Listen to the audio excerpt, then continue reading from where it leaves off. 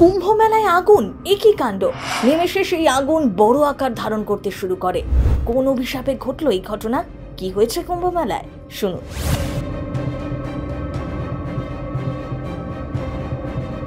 উত্তরপ্রদেশের প্রয়াগরাজে কুম্ভ মেলার 19 নম্বর সেক্টরের একটি তাঁবুতে রবিবার দুপুরে আগুন লেগে যায়। নিমেষেই সেই আগুন বড় আকার ধারণ করতে শুরু করে। আগুনের গ্রাসে চলে যায় বেশ কয়েকটি তাঁবু। 19 নম্বর সেক্টরের শাস্ত্রীয় বীজের তলায় একটি তাঁবু থেকেই আগুন ছড়ায়।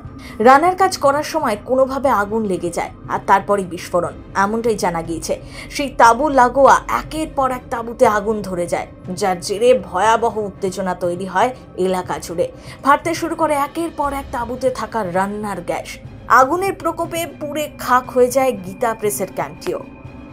যমুনা এবং সরস্বতী নদীর ত্রিবেণীর সঙ্গমে পবিত্র স্নান করতে দলে দলে ভক্তরা এসে উপস্থিত হন অমৃত কুম্ভের সন্ধানে। এত নিরাপত্তার মধ্যে মুড়ে রাখার পরও এদিন ভয়াবহ আগুন লাগার ঘটনা ঘটল। ভয়াবহ আগুনের জেরে চাঞ্চল্য সৃষ্টি হয় গোটা এলাকায়। আকাশে ধোঁয়া দেখেই গোটা মহাকুম্ভ মেলায় বিশৃঙ্খলা দেখা দেয়। ঘটনার জেরে এখনো পর্যন্ত 50টিরও বেশি শিবির ক্ষতিগ্রস্ত হয়েছে, এমনটাই জানা গিয়েছে। ঘটনাস্থলে পৌঁছয় 1 ডজনেরও বেশি অ্যাম্বুলেন্স ও ফায়ার সার্ভিসের গাড়ি। যদিও আগুন লাগার সঠিক কারণ এখনো পুলিশ নিশ্চিত করেনি। ঊর্ধ্বতন আধিকারিকরা ঘটনাস্থলে পৌঁছন তৎক্ষণাৎ। There is no loss of life और हमारी रेस्क्यू टीम्स जो हैं वो लगी हुई हैं। कितनी आग है, कहाँ पे लगी है, ये सारी चीज़ अभी पता कराई जा रही है। सर्वे इसका कराया जा रहा है कितने टेंट्स में लगी है। लेकिन मैं आप लोगों को ये बता रहा हूँ कि पैनिक कोई ना करे, सही चीज़ लोगों में प्रसारित हो। इसमें कोई जनहानि रिपोर्टेड नहीं है और आग कंट्रोल में है।